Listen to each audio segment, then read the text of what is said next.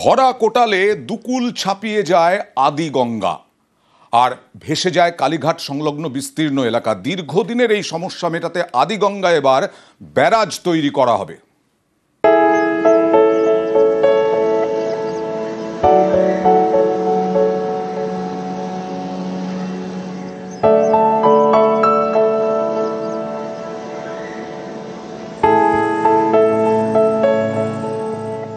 আদি গঙ্গা হেস্টিংসের দইঘাট থেকে শুরু, কালীঘাট হয়ে বয়ে গিয়েছে দক্ষিণ 24 পরগনায়।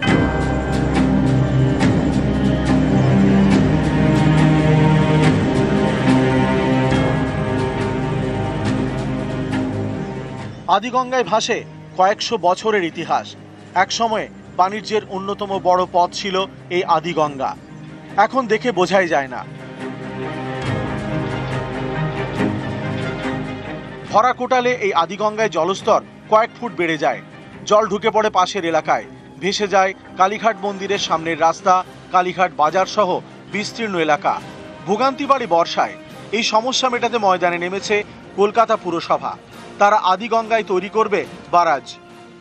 গঙ্গা থেকে যেখানে টালিনালা ঢুকছে দইঘাটের কাছে, সেখানে আমরা একটা ব্যারেজ বানাবো।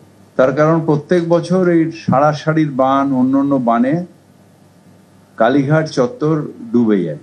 2 বছর এই কাজটা করতে লাগবে, ব্যারেজটা তৈরি করতে। ব্যারেজটার প্রজেক্ট কস্ট হচ্ছে 134.85। দইঘাটে আদি গঙ্গার উৎসস্থলে তৈরি করা হবে বারাজ। 25 ফুট উঁচু লক গেট, বাজেট প্রায় 135 কোটি টাকা। কলকাতা পুরসভার দাবি, লক গেট তৈরি হলে আদি গঙ্গার জল আটকানো যাবে।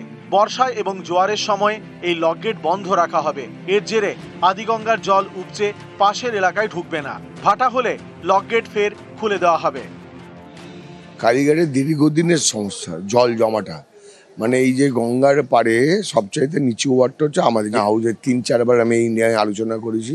আমাদের ফিরাদ হাকিম প্লাস মমতা ব্যানার্জি, তার ফান্ড থেকে সে এই ড্রেজিংটা করেছে। তাই সকলের প্রচেষ্টায় এবার কাজ শুরু হবার মুখে। কালীঘাটে মানুষকে রাতের বেলা যে আতঙ্ক, সেই আতঙ্কটা কমে যাবে, এটা আমার দৃঢ় বিশ্বাস। নিজেরাও তো হাঁটু জল করে এসে বাজার ফাজারও করেছি, সবই দেখেছি। ঘরেও চলে যেত তার। হ্যাঁ, ওই যে পলি জমে যায়, বাঁধের জল মানে তো গঙ্গা যেখানেই যাবে সেখানে তো পলি মাটি সমেত আসে। হ্যাঁ, ওটা শুনেছি। আগামী ভবিষ্যতের জন্য মনে হয় কোনো কারুর, আমাদের পরবর্তী জেনারেশনের কোনো চিন্তা করতে হবে।